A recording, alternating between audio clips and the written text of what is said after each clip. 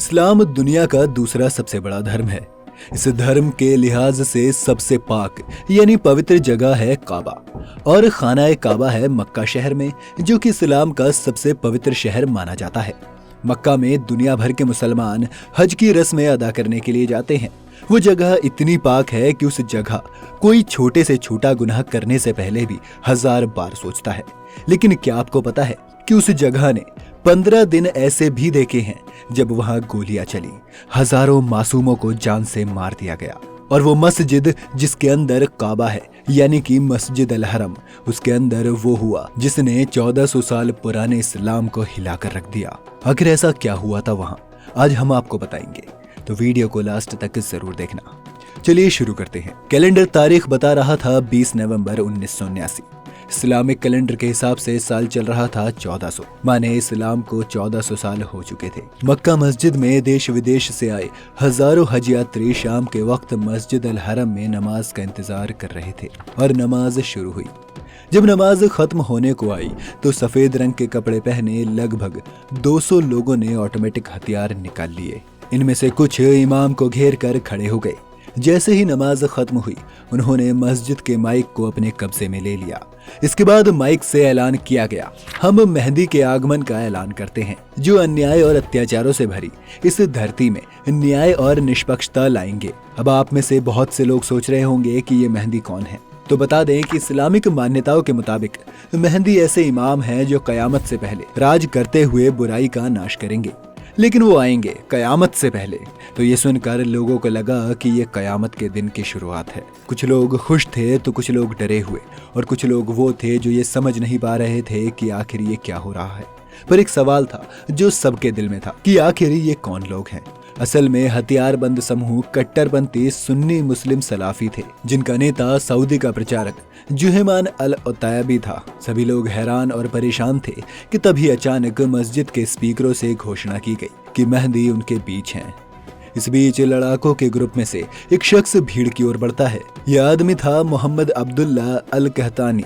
मस्जिद से कहा गया, यही है मेहंदी जिनके आने का सबको इंतजार था। तभी सबके सामने जुहेमान ने भी मोहम्मद अब्दुल्ला यानी वो शख्स जो खुद को मेहंदी बता रहा था, उसके सामने झुककर सलाम अदा किया, ताकि बाकी लोग भी उसे सलाम करें और उसे मेहंदी माने। लेकिन आलम सलाम करने का कहाँ था।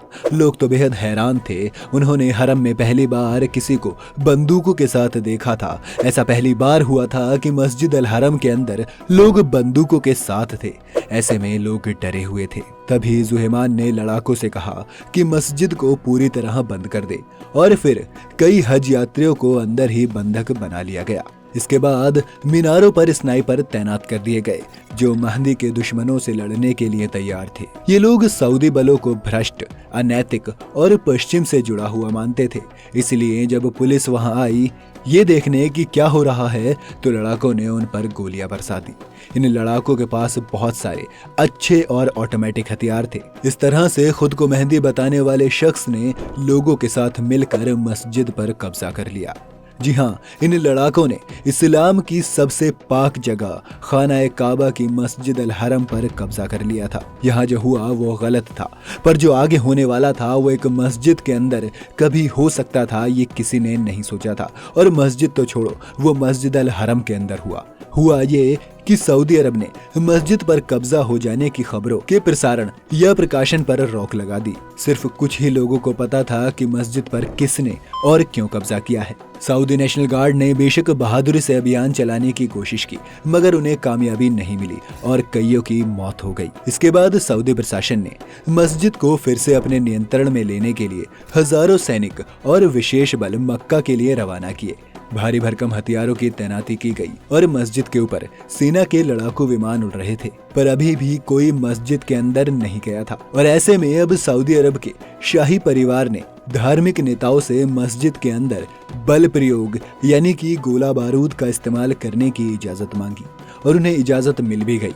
मगर इसके बाद लड़ाई और भीषण हो गई और कई दिनों तक सऊदी बलों ने लगातार कई हमले किए। और इससे मस्जिद का एक बड़ा हिस्सा डैमेज हो गया। ऐसा नहीं था कि सिर्फ नुकसान मस्जिद का ही हो रहा था, बल्कि इस लड़ाई में मरने वालों की संख्या भी सैकड़ों में पहुंच गई थी।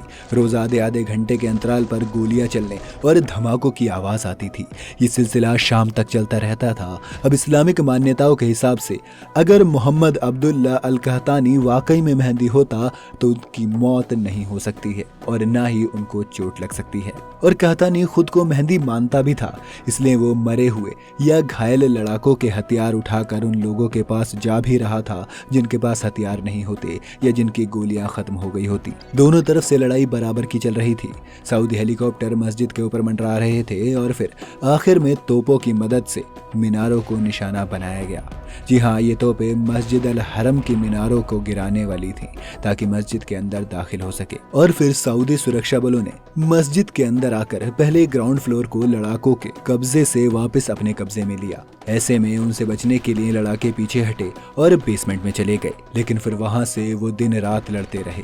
भीषण लड़ाई और गोलाबारी के बीच खुद को मेहंदी बताने वाला शख्स घायल हो गया, जबकि मान्यताओं के हिसाब से मेहंदी तो घायल हो ही नहीं सकता था। पर मोहम्मद अब्दुल्ला अल कहतानी जिस समय दूसरे फ्लोर पर था तब उसे गोली लग गई और लोग चिल्लाने लगे, मेहंदी जख्मी है, मेहंदी जख्मी है। कुछ लोग उनकी ओर गए ताकि उन्हें बचा सके, मगर भारी फायरिंग के कारण उन्हें पीछे हटना पड़ा। कुछ लोग नीचे उतरकर जुहेमान के पास गए और कहा कि मेहंदी जख्मी है। ये सुनकर अपने साथ लड़ रहे लड़ाकों से जुहेमान ने कहा, इनकी बातों पर यकीन ना करो, ये भगोड़े हैं। क्योंकि अगर उनको ये लग जाता कि मेहंदी सच में जख्मी है तो उन्हें पता चल जाता कि वो एक झूठे के सिवा कुछ नहीं है। सऊदी बलों ने ग्राउंड पर कब्जा तो वापस पा लिया, लेकिन अभी तक वो पूरी मस्जिद लड़ाकों के कब्जे से नहीं छुड़ा पाए थे। ऐसे में मस्जिद पर इस कब्जे को खत्म करने में मदद के लिए पाकिस्तान ने कमांडो की एक टीम सऊदी अरब भेजी। उधर कुछ फ्रेंच कमांडो भी गुप्त अभियान के तहत सऊदी अरब आए ताकि वो सऊदी सुरक्षा बलों को सलाह दे सके और अपने हाईटेक डिवाइस के जरिए उनकी मदद कर सके। प्लान बना कि अंडरग्राउंड हिस्से में छिपे लड़ाकों को बाहर निकालने के लिए गैस का इस्तेमाल किया जाएगा। और आखिरकार अंदर बचे हुए लड़ाकों ने आत्मसमर्पण कर दिया। 20 नवंबर से 4 दिसंबर 1979 तक दिल दहला देने वाले ये मंजर मस्जिद और मस्जिद में मौजूद लोगों ने देखा।